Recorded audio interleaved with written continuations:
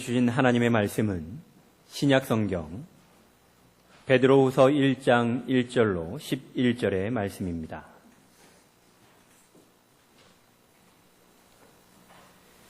베드로후서 1장 1절로 11절의 말씀입니다.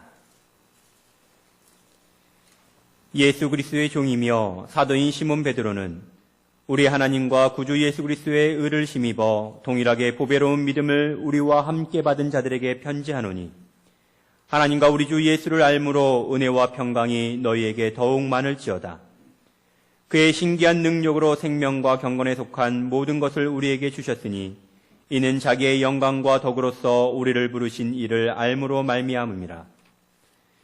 이로써 그 보배롭고 지극히 큰 약속을 우리에게 주사 이 약속으로 말미암아 너희가 정욕 때문에 세상에서 썩어질 것을 피하여 신성한 성품에 참여하는 자가 되게 하려 하셨느니라. 그러므로 너희가 더욱 힘써 너희를 믿음의 덕을, 덕의 지식을, 지식의 절제를, 절제의 인내를, 인내의 경건을, 경건의 형제 우애를, 형제 우애의 사랑을 더하라. 이런 것이 너희에게 있어 흡족한즉 너희로 우리 주 예수 그리스도를 알기에 게으르지 않고 열매 없는 자가 되지 않게 하려니와 이런 것이 없는 자는 맹인이라. 멀리 보지 못하고 그의 옛죄가 깨끗하게 된 것을 잊었느니라. 그러므로 형제들아 더욱 힘써 너희 부르심과 택하심을 굳게 하라. 너희가 이것을 행한즉 언제든지 실족하지 아니하리라. 이같이 하면 우리 주 곧 구주 예수 그리스도의 영원한 나라에 들어감을 넉넉히 너희에게 주시리라.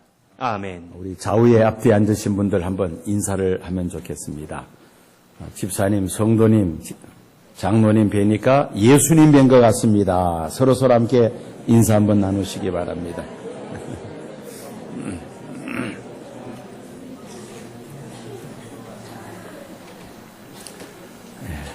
예수님 뵌 것 같은데 인상 쓰는 사람은 없을 겁니다. 복음을 중국어로 도라고 말하기도 합니다. 기독교를 우리가 예수의 도라 그렇게 말할 수가 있죠. 이 기독교의 도를 완성하는 과정을 5단계로 설명할 수가 있습니다.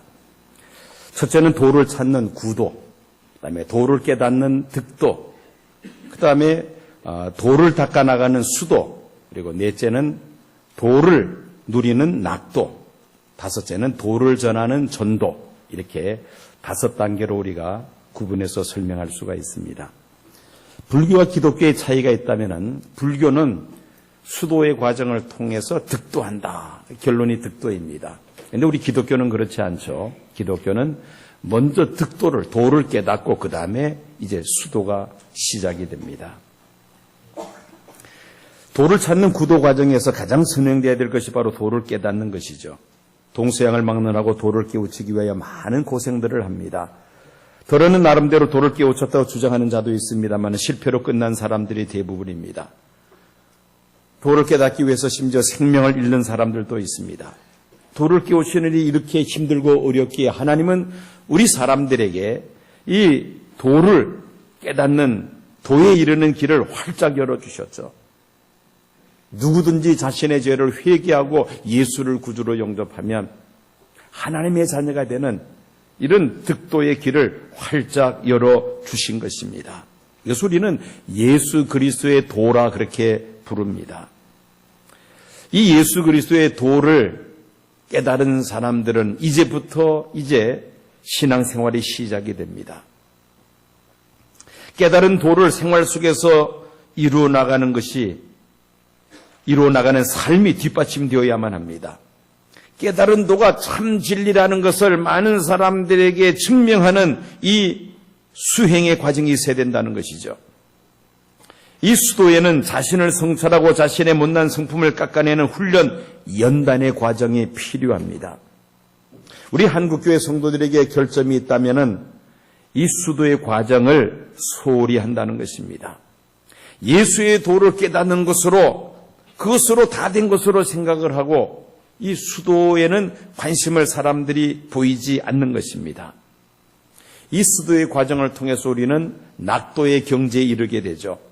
세상을 향한 종과 욕심을 버리고 예수님을 내 삶의 주인으로 모시면서 하나님이 주시는 신령한 기쁨과 신령한 은혜와 평강을 누리며 살아가는 것입니다. 그리고 마지막으로 예수의 도를 전하는 전도의 삶을 살게 됩니다. 예수님을 내 삶의 구주로 영접하고 그리고 하나님을 즐거워하며 하나님의 영광을 위하여 살아갈 때 자연스럽게 주변 사람들에게 예수의 복음을 전하며 함께 구원받는 이런 역사가 나타나게 되는 것입니다. 자, 이렇게 예수 그리스도의 도에 이르는 이 5가지 과정 중에서 우리가 집중적으로 살펴보고자 하는 것이 바로 이 3번째 수도의 과정입니다. 이미 우리는 예수님을 하나님의 아들이요 나의 구세주로 영접한 성도들이기에 하나님의 자녀로서 우리에게 꼭 있어야 할 신령한 성품이 무엇인가를 깨닫고 그 성품을 갖추기 위하여 부단한 노력이 우리에게 있어야 한다는 것입니다. 이것이 바로 예수 그리스도를 닮아가는 삶이요. 이것이 바로 신성한 성품에 참여하는 성도가 되는 것입니다. 저는 혈액형과 관련된 신화를 믿지 않습니다. 예를 들어서 A형은 어떻고 B형은 어떻고 이렇게 이야기하는 그런 신화를 저는 믿지 않습니다. 그런데 재미있는 이야기가 하나 있더라고요. 혈액형별로 성격을 나누었는데 A형을 가진 혈액형을 A를 가진 사람들은 어떤 성격적 특징이 있느냐? 소세지를 가졌다. 뭐냐면은 소심하고 세심하고 지랄 맞고 이게 이제 소세지입니다. 그다음에 B형의 혈액형이 B형인 사람은 어떤 성격이냐? 오이지 같은 성격을 가졌다. 오만하고 이기적이고 그리고 지랄 맞고 이게 이제 B형 혈액형을 가진 사람의 특성이라는 겁니다. 그다음에 O형이 있습니다. O형은 단무지랍니다. 단순하고 무지하고 지랄 맞고 그래서 단무지. 마지막에 무슨 형이 남았습니까? AB형이 남았죠. AB형 혈액형 가진 사람은 잘 들어보십시오. 지지지라고 합니다. 지지지가 뭐냐? 지랄 맞고 지랄 맞고 지랄 맞다. 저는 이 혈액형의 신화를 믿지 않는 사람입니다. 그런데 단 한 가지 이 혈액형 이 분석법을 보니까 하나 제가 공감이 가는 게 하나 있습니다. 하나같이 어떻다는 겁니까? 하나같이 지랄 맞다. 그렇습니다. 자연인의 상태, 우리 사람들의 자연인의 상태에서는 어떻습니까? 이기적이고 욕심에 가득 차 있고 자기밖에 모르고 이런 우리의 그 성품을 반영하는 그런 이야기죠. 그런데 오늘 성경을 보니까 예수 그리스도를 구주로 영접한 성도들은 신성한 성품에 참여하는 자가 되어야 된다고 말씀하고 있습니다. 이전에 우리가 보았던 개역 성경을 보면은 신의 성품이라고 번역이 되어 있는데 지금 보고 있는 개역 개정판에는 신성한 성품이라고 이렇게 번역이 되어 있습니다. 득도한 그리스도인들은 신성한 성품 7가지를 갖추기 위해서 부단히 수도에 힘써야 된다는 것이 오늘 본문 말씀입니다. 한번 베드로후서 1장 4절에서 7절까지 말씀을 보시기 바랍니다. 이로써 그 보배롭고 지극히 큰 약속을 우리에게 주사 이 약속으로 말미암아 너희가 정욕 때문에 세상에서 썩어질 것을 피하여 신성한 성품에 참여하는 자가 되게 하려 하셨느니라. 그러므로 너희가 더욱 힘써 너희 믿음의 독의 지식의 절제를, 절제의 인내를, 인내의 경건을, 경건의 형제 우애를, 형제 우애의 사랑을 더하라. 예수 그리스도를 구주로 영접한 성도들이라면은 신성한 성품에 참여하는 자가 되어야 되는데 그 신성한 성품이란 7가지 이 성품을 가지기를 힘써야 한다는 것입니다. 먼저는 믿음의 덕을 공급받아야 한다고 말씀합니다. 예수 그리스도를 믿는 믿음의 그 기초 위에 우리가 덕을 쌓아야 한다는 것이죠. 열심히 신앙생활을 하는데 덕스럽지 못해서 교회 여러 가지 시험거리를 만들어내는 일들이 가끔씩 있습니다. 기도도 열심히 하고 봉사활동도 열심히 합니다. 그런데 인격적인 결함 때문에 성도들 앞에서 덕을 세우지 못하는 경우들이 가끔씩 있습니다. 여러분, 덕이란 무엇입니까? 선하고 정직한 성품에서 표현되는 관용과 포용과 화해와 사랑의 자세를 다른 사람들에게 나타내는 것을 덕이라고 말을 합니다.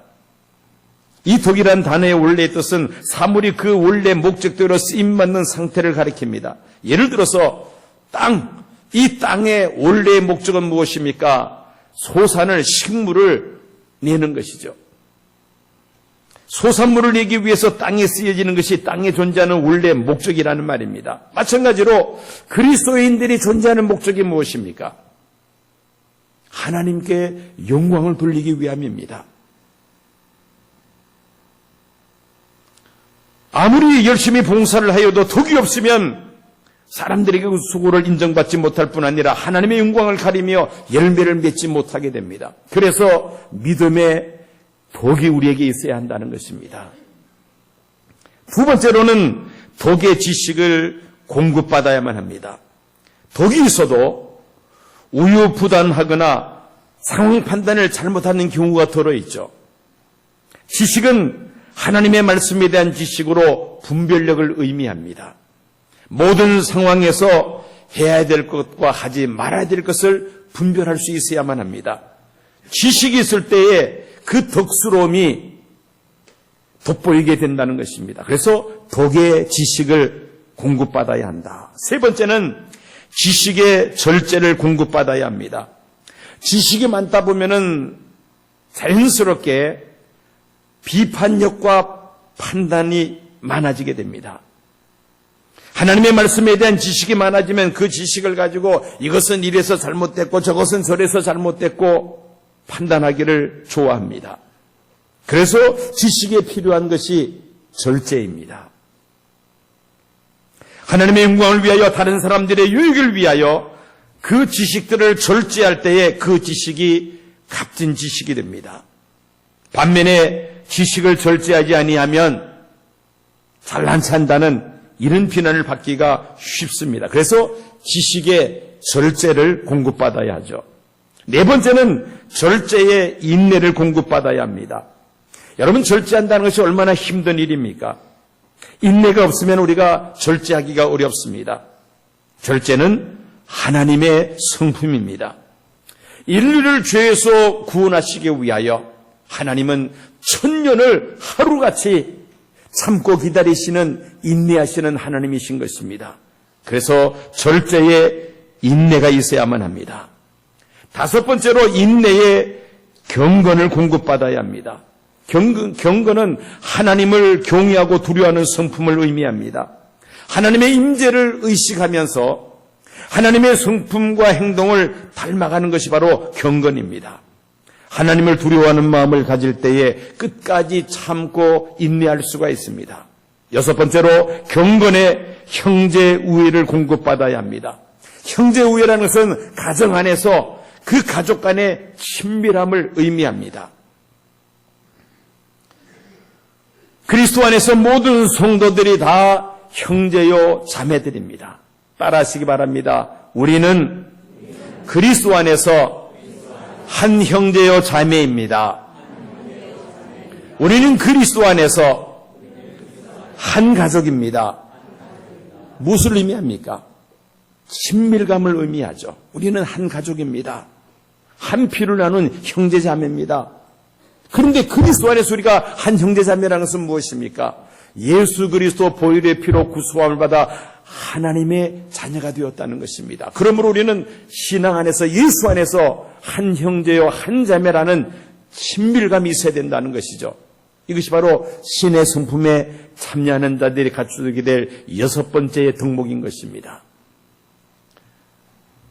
마지막으로 일곱 번째, 형제 우애의 사랑을 공급받아야 합니다. 형제 우애의 친밀감에 사랑이 도와여질 때에 신성한 성품 예수님을 닮아가는 예수님의 제자가 될 수 있다는 말씀입니다. 여기서 사랑은 내가 좋아하는 사람은 사랑하고 싫어하는 사람은 사랑하지 않고 그런 사랑이 아닙니다. 하나님의 사랑, 아가페적인 사랑을 말합니다. 예수님 말씀하신 대로 원수까지도 사랑하는 사랑을 의미합니다. 이런 사랑이 우리 안에 있을 때에 바로 신의 성품에 참여하는 자라고 말할 수가 있습니다. 우리가 깨달은 바 복음 진리를 완성하기 위해서는 부단한 수도의 과정이 있어야 합니다. 즉 신의 성품, 신성한 성품을 갖추어 나가는 이 과정이 우리에게 반드시 있어야 한다는 것입니다. 왜 우리에게 이런 성품의 변화가 있어야만 합니까?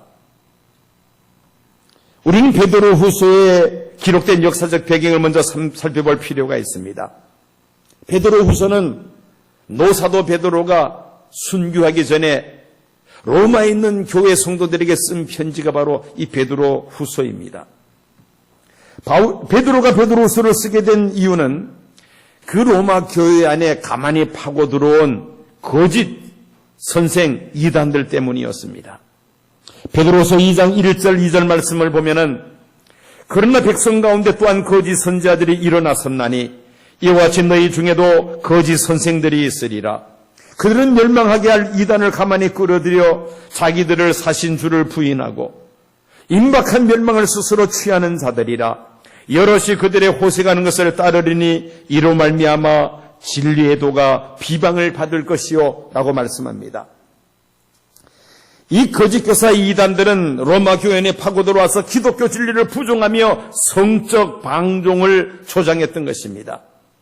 예수님의 신성을 부인하고 예수님의 재림을 믿지 않았으며 성적 방종을 일삼았습니다. 베드로는 교회 안에 들어와 성도를 미혹하는 이 거짓 교사들을 경계하고 바른 믿음과 성결한 삶을 살게 하기 위하여 베드로후서를 썼던 것입니다. 영어로 사운드 닥트린, 사운드 라이프스타일이라는 말이 있습니다. 건전한 교리에서 건전한 삶의 자세가 나온다는 말입니다. 이것을 역으로 우리가 말한다면은 건전한 삶의 자세를 가진 사람 성도들은 건전한 교리를 가진 사람이다라고 말할 수가 있습니다. 나무를 보면은 뿌리를 알 수가 있습니다. 뿌리가 땅속 깊이 박고 있기 때문에 뿌리는 사람 눈에 보이지 않습니다. 그러나 그 나무의 열매를 통해서 그 잎사귀를 보고 이 나무가 어떤 나무인지 우리가 알 수가 있죠. 마찬가지로 예수 그리스도의 성품, 신성한 성품을 우리가 골고루 갖추게 될 때에 우리의 신앙이 건전하며 참 진리 위에 서 있다는 것을 증명할 수가 있다는 말입니다. 그래서 우리는 이 신성한 성품에 참여하는 자가 되어야 됩니다. 우리의 성품이 변화되어야만 한다는 것입니다. 이 성품의 변화의 목적은 무엇입니까? 첫째는 열매를 맺기 위함입니다. 스티븐 콥이라는 사람은 이런 말을 합니다. 사람에게 근본적으로 성품에 문제가 있을 때는 성공할 수가 없습니다라는 말을 합니다. 제 아무리 좋은 환경이 주어졌고 탁월한 제도를 갖추었다 할지라도 그 좋은 환경에서 탁월한 제도를 운용하는 사람의 그 성품이 문제가 있다면은 얼마 못 가서 그 조직은 와해되고 만다는 것입니다. 성품이 그만큼 중요하다는 말입니다. 우리가 신성한 성품으로 변화되어야 되는 이유는 첫째는 열매를 맺기 위함입니다. 베드로후서 1장 8절에 이런 말씀이 있습니다. 이런 것이 너에게 있어 흡족한 적 너희로 주 예수 그리스도를 알기에 게으르지 않고 열매 없는 자가 되지 않게 하려니와. 신성한 성품에 참여하는 자들이 열매를 맺을 수 있다는 말씀입니다. 신앙생활을 한다고 하면서도 성품의 변화가 일어나지 아니하면은 결국 열매를 맺기가 어렵다는 말이죠. 열매는커녕 가심만 돋아나와서 다른 사람들에게 상처를 주며 잎사귀만 무성할 따름인 것입니다. 신앙생활을 하기 전이나 신앙생활을 한 이후나 그 사람의 성품에 아무런 변화가 없다면은 그 사람은 열매 맺기를 기대할 수가 없습니다. 성품의 변화가 이루어질 때에 그 사람을 통해서 주변 사람들이 변화가 되며 아름다운 열매들을 풍성히 맺게 될 줄로 믿습니다. 정박아들을 위한 레인보우라는 시설을 설립한 랄프 샤오라는 사람이 있습니다. 이 사람은 참으로 신실한 믿음의 사람이었으며 가난하고 소외된 사람들을 돕고자 하는 그런 마음을 가진 사람이었습니다. 목장을 운영하고 있었는데 어느 날 그 목장에서 일을 하다가 그만 전기선을 잘못 건드려서 감전이 되어서 두 팔을 잘라내는 그런 불행한 사고를 당하게 되었습니다. 뉴욕에서 이분에 대한 사고보상을 협상하기 위해서 그 전기회사에서 변호사들을 보냈습니다. 이 변호사들이 와서 이 사고를 당한 사람에게 미화로 32만 5천 불을 보상해 줄 테니까 그 사건에 대한 모든 다른 요구를 하지 않겠다는 각서를 써줄 것을 요청을 했습니다. 이 랄프 샤오 씨는 두말하지 않고 그 각서에다가 사인을 합니다. 그때 이 랄프 샤오 씨가 고용한 변호사가 그 옆에 있었습니다. 그 변호사가 뭐라고 조언을 하느냐면은 전기회사에다가 100만 불까지 보상을 요청할 수 있는데 왜 32만 5천 불에 그 각서에 사인을 하느냐고 옆에서 그 성화를 합니다. 그러자 이 샤오 씨는 이렇게 말을 합니다. 저는 돈에 대해서 욕심이 없는 사람입니다. 32만 5천 불이면 내가 원하는 레인보우 정박을 위한 시설을 받기에 충분한 돈입니다. 그러면서 사인을 해줬습니다. 그로부터 몇 년 지난 다음에 이 샤오 씨는 뉴욕에서 온 전화를 받습니다. 저는 몇 년 전 사건 처리를 위하여 뉴욕에서 내려갔던 변호사 중에 한 사람입니다. 제가 선생님께 뭔가 말씀을 드리고 싶은 것이 있어서 전화를 드렸습니다. 당시에 선생님은 30만 5천 불을 받고 그 각서에 사인을 해 주었는데 그때 우리 4명의 변호사는 이제 공항으로 다시 되돌아가면서 얼마나 즐거웠는지 모릅니다. 100만 불까지 회사에서 보상해 줄 수가 있었는데 당신이 그 30만 5천 불의 각서를 씀으로 인하여 우리가 고용되어 있는 그 전기회사에 많은 유익을 주었다고 생각하며 참으로 기뻐하며 돌아갔습니다. 그런데 시간이 가면서 저는 제가 한 일에 대해서 마음에 걸렸습니다. 나는 당신의 착한 성품과 싸우기 싫어하는 성품을 이용을 했습니다. 저는 이제까지 선생님 같은 분을 만나본 적이 없습니다.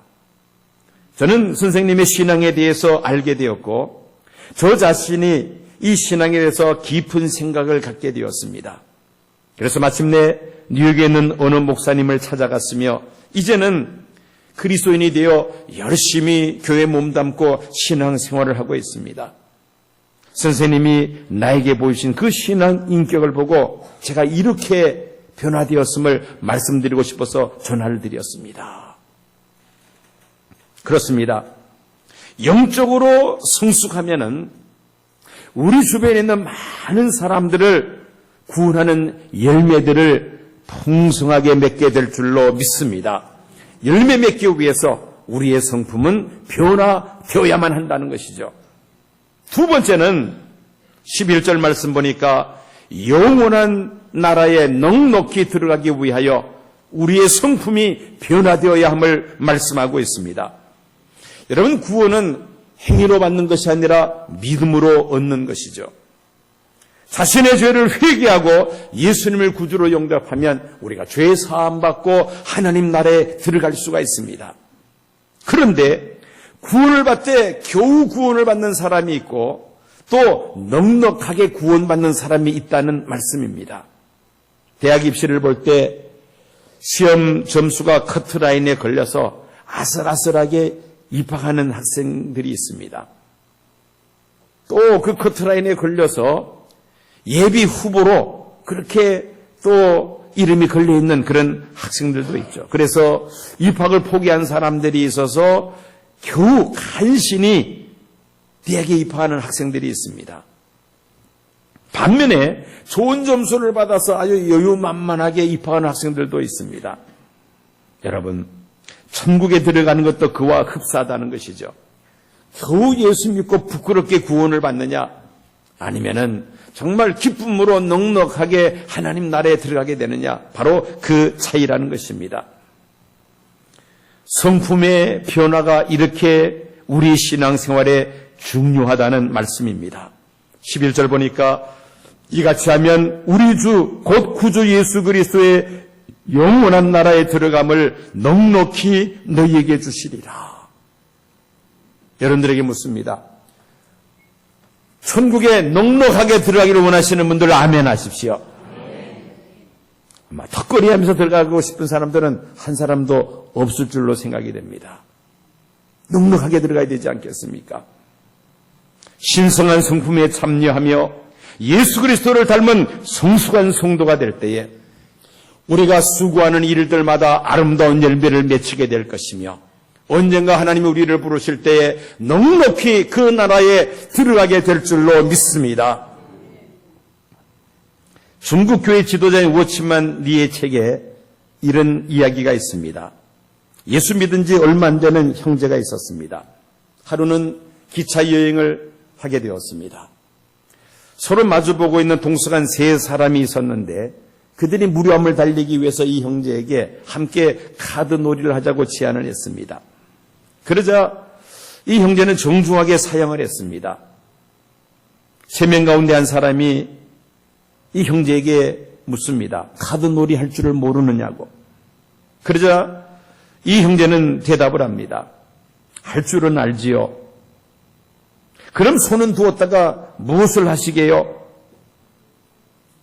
그러자 이 형제가 이렇게 대답을 합니다. 그런데 이 손은 제 손이 아니라 달리 할 일이 있습니다. 세 사람은 의아해했습니다. 아니, 당신 손이 아니니까 무슨 말입니까? 그러자 그는 조용한 소리로 최근 자신이 예수를 믿게 된 그 동기와 자신의 신앙을 간증을 했습니다. 그러면서 이제는 자신의 몸이 주님의 몸이며 자신의 손도 주님의 손이 되었는데 아무래도 주님의 손으로 카드 놀이 하는 것은 주님께서 기뻐하지 않으실 것 같다는 그런 생각이 들어서 사양한다고 그렇게 대답을 합니다. 우리는 이 형제의 대답을 통해서 무엇이 성경적인 거룩함이라는 것을 우리가 잘 보여주고 있습니다. 여러분, 신앙은 성품의 변화가 반드시 수반되어야만 합니다. 성품의 변화가 수반되지 않는 신앙은 열매를 맺을 수가 없습니다. 물론 예수 믿음으로 구원은 받겠습니다마는 오늘 성경 말씀처럼 넉넉히 하나님 나라에 들어가기는 쉽지 아니할 것입니다. 이미 세상 떠나신 우리 시온교회 원로 목사님, 저는 그분 곁에서 시온교회에서 9년 동안을 부교육사로 사역을 했던 적이 있었습니다. 저는 곁에서 그 원로 목사님을 뵐 때에 제 마음에 늘 들었던 생각이 있습니다. 아, 저분은 돌을 닦는 분이구나. 예수 그리스도의 돌을 닦는 분이구나. 그런 생각을 늘 가졌습니다. 말 한마디 실수하시는 법이 없죠. 또 머리카락에서 발끝까지 늘 단정합니다. 외모가 흐트러진 것을 본 적이 없습니다. 걸음걸이 반듯하게 그렇게 걸으려고 애를 쓰시는 모습을 보았습니다. 글씨를 쓰실 때는 저는 도저히 흉내낼 수 없는 그런 상황입니다. 뭐냐면은 그 글자 한 획 한 획 이렇게 그을 때에 정말 반듯하게 힘을 주어서 글씨를 쓰시는데 저는 흉내조차 낼 수가 없었어요. 이 마음 두 달은 짐승,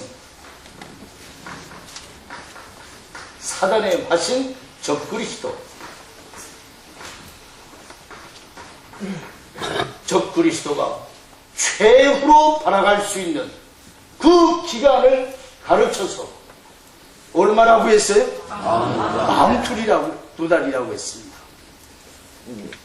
큰 환난 속에서 주의 성도들을 하나님의 능력으로 보호하시고 양육하는 기간을 마음 두 달이라 하지 아니하고 같은 기간이지만 1260일이라 이와 같이 표현하고 있습니다.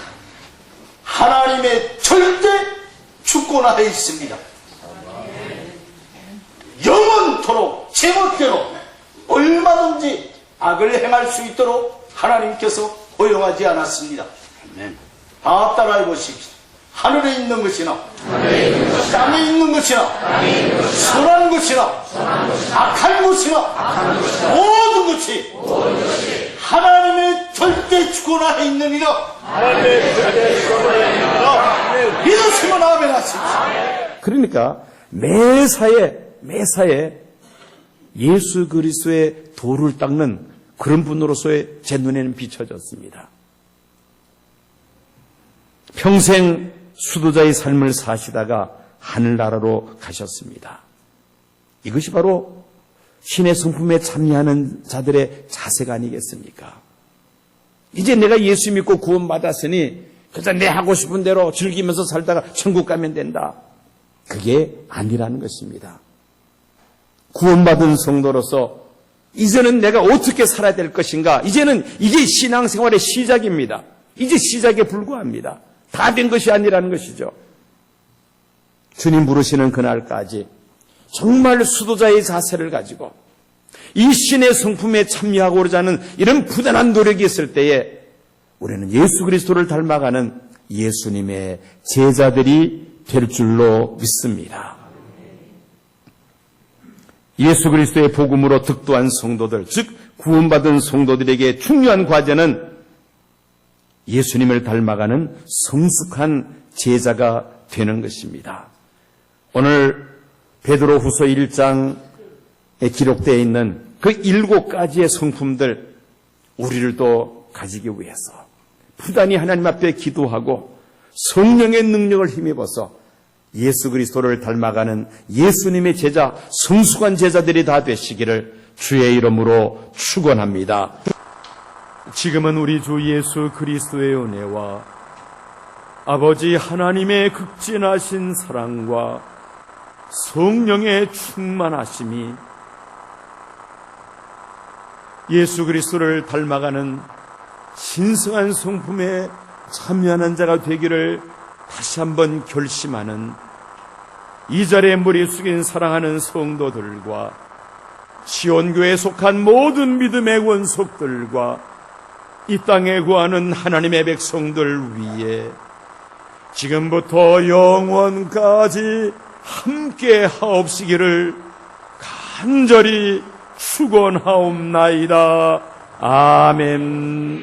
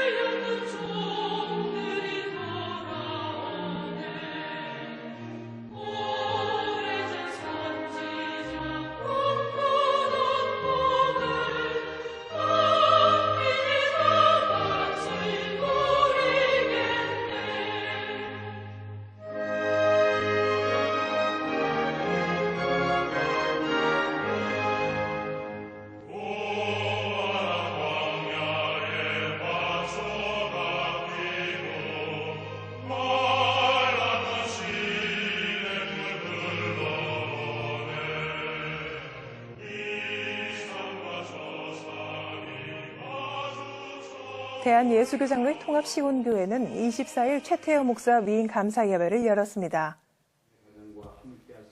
예배에서 예장통합 용천노회 직전노회장 김성철 목사는 시온교회 성도들이 새로 위임하는 목사를 중심으로 사랑과 은혜가 넘치는 교회가 되줄 것을 당부했습니다.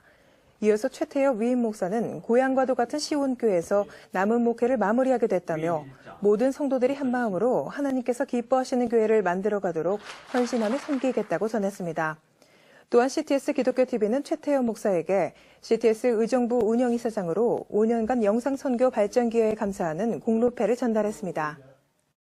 교회 여러 가지 어려움들이 있습니다. 장로님들과 또 성도님들이 한 마음이 되어서 교회를 다시 이렇게 세우는 일에 최선을 다하겠습니다.